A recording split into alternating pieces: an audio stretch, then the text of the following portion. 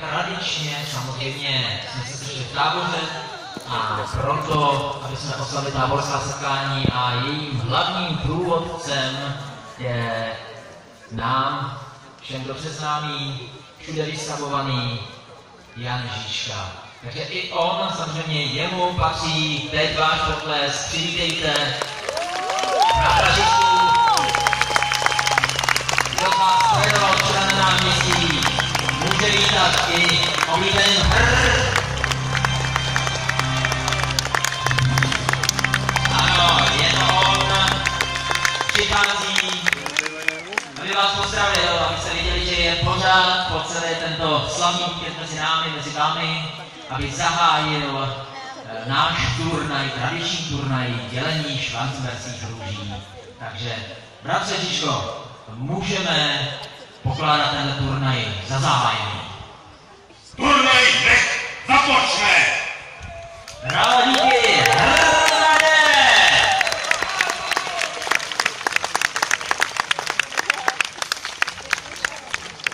Tak, děkujeme bratu Žižkovi a už přibíhají ti, kteří vás dnešním, vaším, naším turnajem dělení růží provedou jako ti, kteří určí barvy vašich sektorů, promiňte.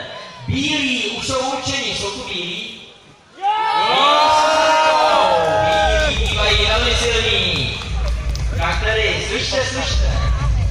Já mám čest být již po několikáté heroldem tohoto turnaje dělení růží, neboli hlasatelem. A pánové, kteří se tohoto turnaje zúčastní, budou promlouvat skrze mne. A vy víte, že v tuto chvíli vstupujete do děje i vy, diváci. Takže každý divácký sektor má svého rytíře a tomu bude fandit a skandovat podle barvy, která mu náleží. Tedy naši fandiči se rozešli ke svému sektoru, protože bílý sektor, tedy červený praporec s bílou růží opětí je již připraven, tak to může vysloužit jako první. Je tu bílá růže! Bílá růže to umí, děkuju ví. A je to strana, kterou nezapomínáme, přestože jsou sazikou. A já budu čekat na pokyn od svých kolegů, od nás, kteří s vámi rozdávají ty fandící praporky, které budou mít žlutou, červenou, modrou barvu a které určí toho favorita. Dnes si ho tady neurčíte vy, určili ho za vás vyšší moci tím, kam vás posadili. A já vidím, že nejvíc praporků má v modrém sektoru. Mocí jste tu! Mocí jsou silní, paráda, veselé. Kdo další už má rozdáno? Má někdo? Červení se hlásí! Červení! Červení tady celá nemají, nevadí. Kdo nemá, ještě rozdáme, když nemáme, připojíme vás až k rohu k červeným, abyste věděli, kam patříte. To znamená, tento sektor celý fandí rytíři s červenou růží. Takže i vy, ale samozřejmě žlutí na mě májí a žlutí jsou zde! A žlutí svorně krásně navykladávají. Je to perfektní. A vyzkoušíme teď všechny 4 barvy najednou. Pojďte na to, bílá, žlutá, červená, modrá! Rytíři! A naše barvy se již nás těší. Tedy dámy a pánové, bratři a sestry, věřím, že jsme potrénovali to, co se vám i nám bude hodit a bude líbit, protože právě teď bych rád přivítal prvního rytíře mezi vámi. A bude to rytíř, protože první dostali rytíř bílé barvy, rytíř bílé barvy cítí.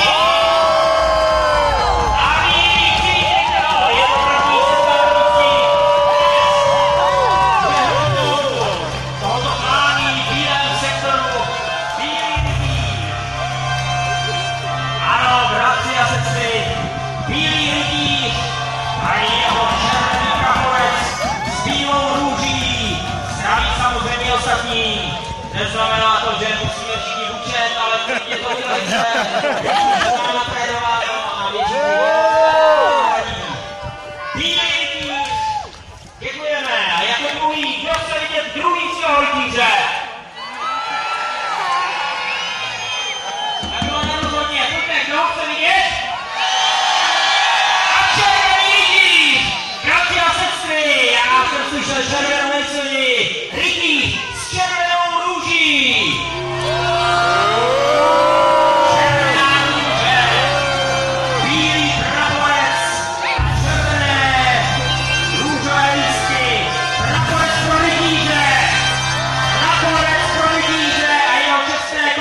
Výborně, je tu!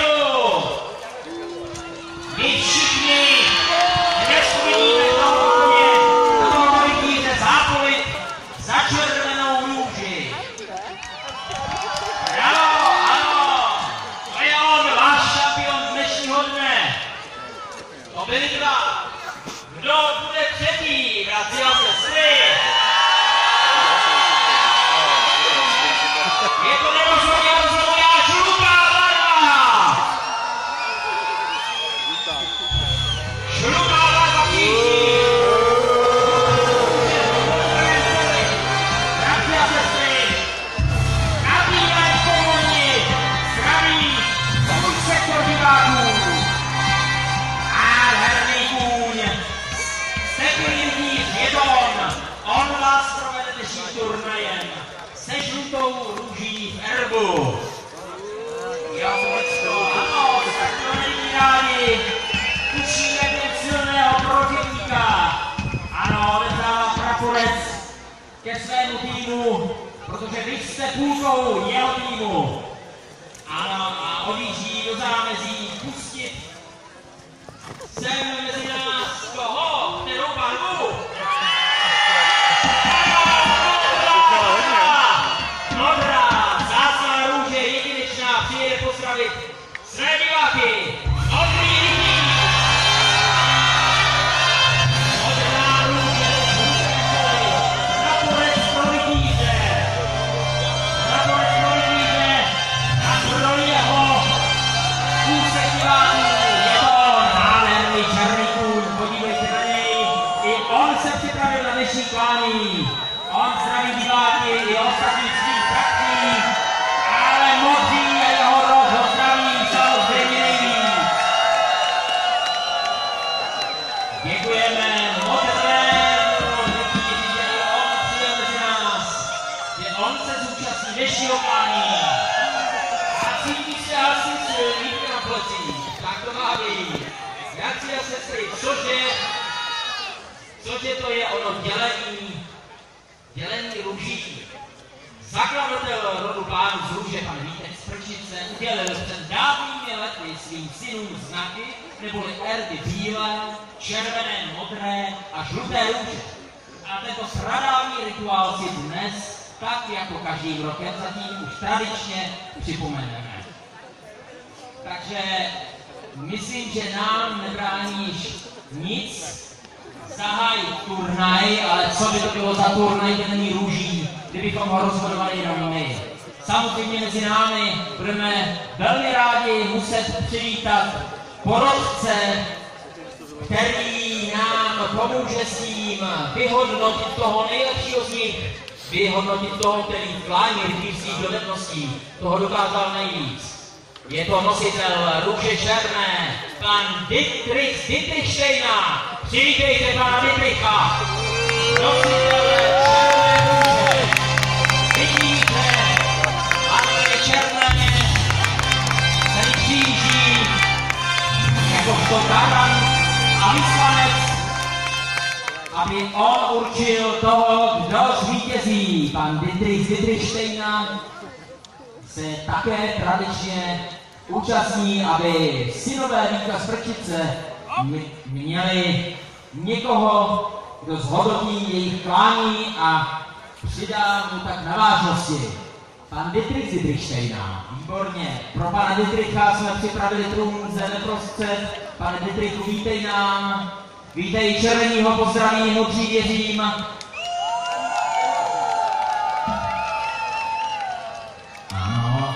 Pan Dietrich samozřejmě si kontroluje vás diváky. Věřím, pane Dittrichu, že my budeme tím publikem, za kterým se přijel, a že nesklameme to, proč se přijel, tedy poskytnout vám velkolepou podívanou a rytířské dovednosti. Děkuji, pane Dittrichu, že jste opět mezi námi.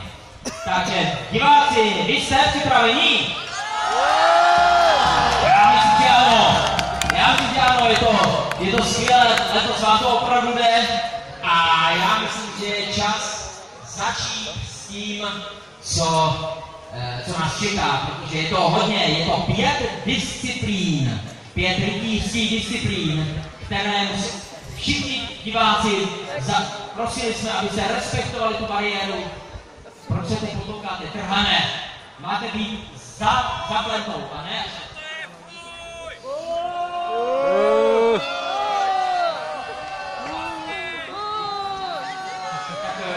Bratři a sestry, tady pán tvrdí, že se zima spustí. Nevlastní to bratr pánů rytířů a že i on by se měl účastnit klání rytířských dovedností. Sezimo, to není klání pro tebe, aby na tebe popatřil pan Dittrich, tví bratři, ostatně. Víš co, nechejme to rozhodnutí na nich. Páni rytíři, umožníte svému bratru, tedy levobočku, zúčastnit se tohoto rytířského klání jako vám rovný protivník? Ano či ne? Ne? V tom případě si myslím, Sezimo, že to nebyla dobrá volba.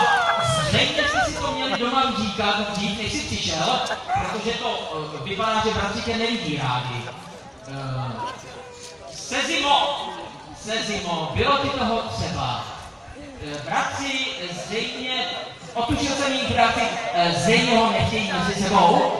Musíme si říct, že levobočci, i když královští nebyli přizýváni k těmto rytířským hrám. Prosím vás, tedy prosím pane rytíře, aby Sezimu pomohli nám odklidnit placu, protože zde je to parkour pouze pro odvesel, pryč pánové.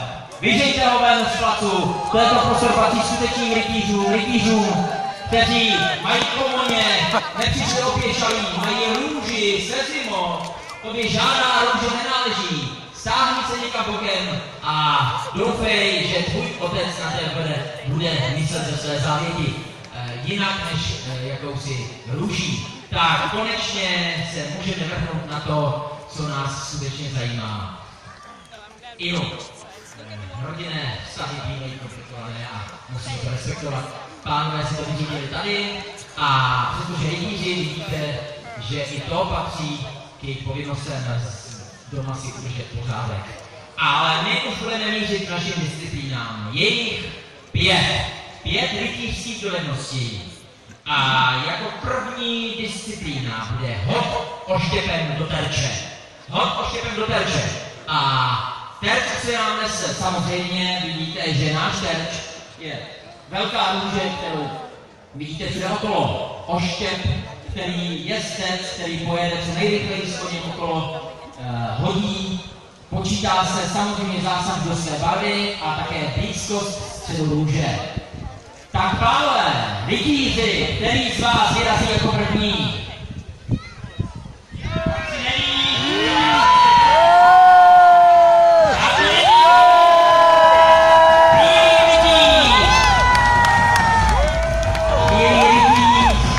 Projel kolem bariéry, samozřejmě musí přitískat nájezdovou vzdálenost, musí získat rychlost, protože zpomalého koně by to dokázal. Čekal! A to rychlostí! To nebude! To je 65 trefa! Bratři a sestry, to je 5 cm ubílé ke středu. To je trefa, na kterou bude těžko odpovědět. Zdraví bílé! Bílí!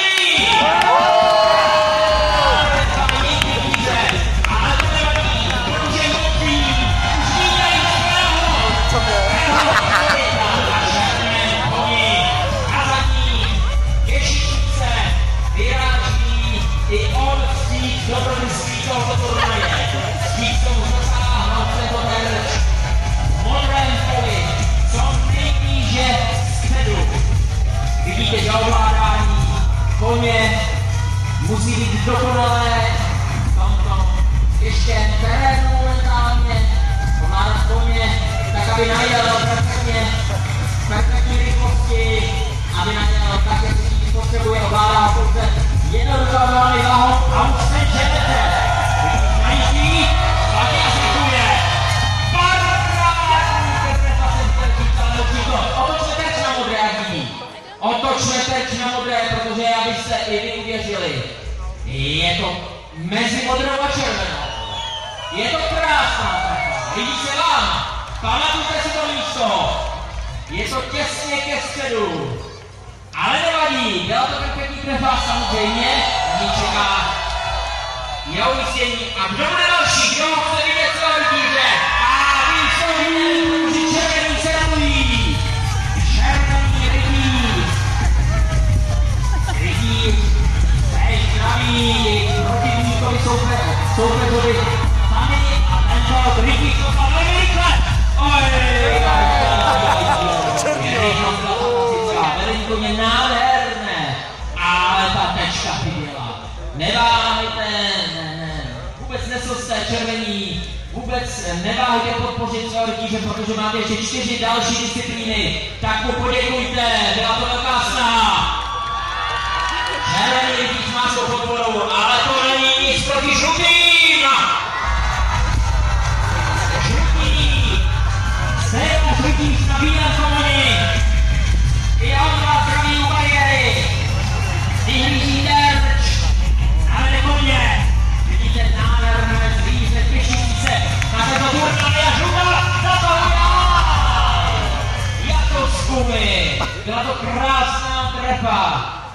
Nicméně nedržela terči a proto my víme, kdo zvítězil.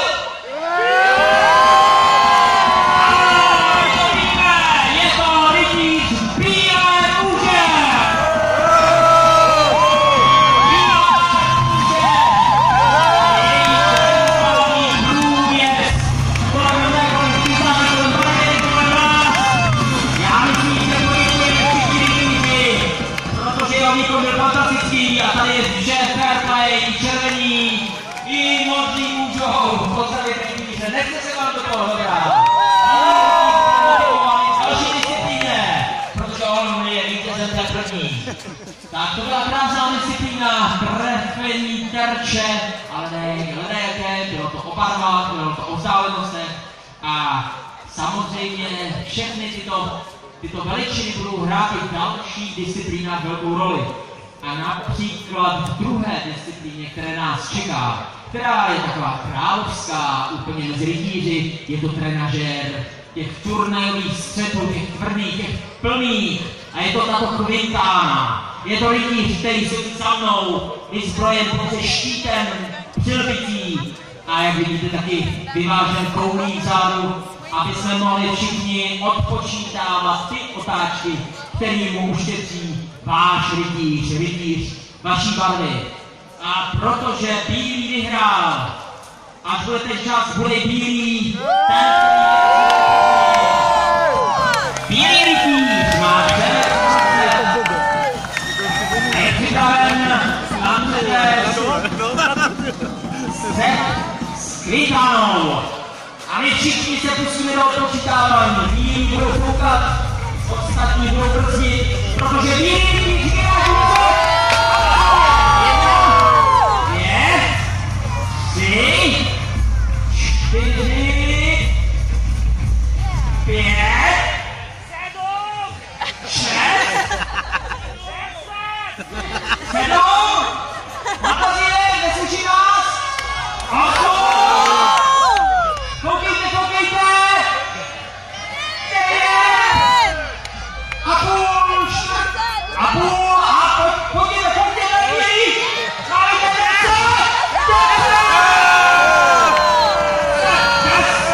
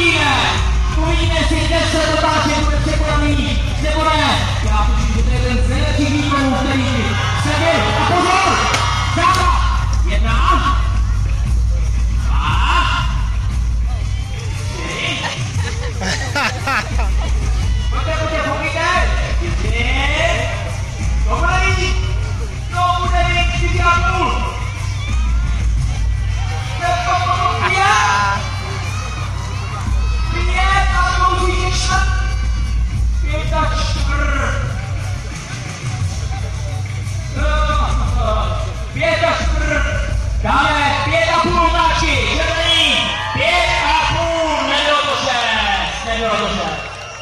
Je to 5,5 otáčky. Co bílý, cítíte se ohrožení? Bílý měl 10, ale je to modrá růže, vidíš modré barvy, který si najde z druhé strany bariéry, aby on zvěřil síly se svými bratry. Tomto středu světlu a je to právě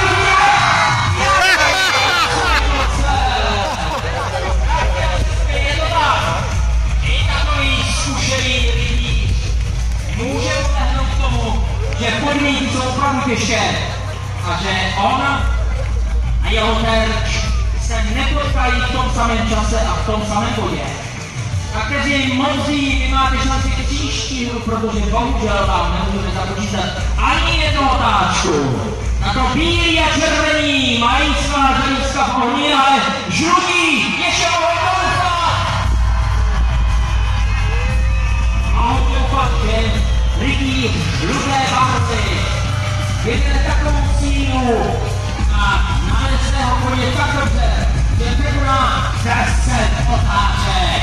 10 otáček Británie. A už je to tady. Jdeme si příkladě. 1, 2, fantazie. 3, to je paráda. 4 vypadá na díně. 5, to žlutí. 6, povíte, 7, to půjde. 8, rušáme. To bílý. Pozor, 9. Bílí jsou ohrožení. 9,5. 9 a 3 čtvrtě. 10 a 4. 10 a půl otáčky. Žlutí jsou vítězem. Žlutí rytíř. Modré půle a žlutá růže. 10,5 otáček Británii. To je paráda. Bílí je to vítězství mají, nemusí být zklamaní. Žlutí si právě připsali velmi důležitou a krásnou disciplínu. Pozdravte se o rytíře ještě.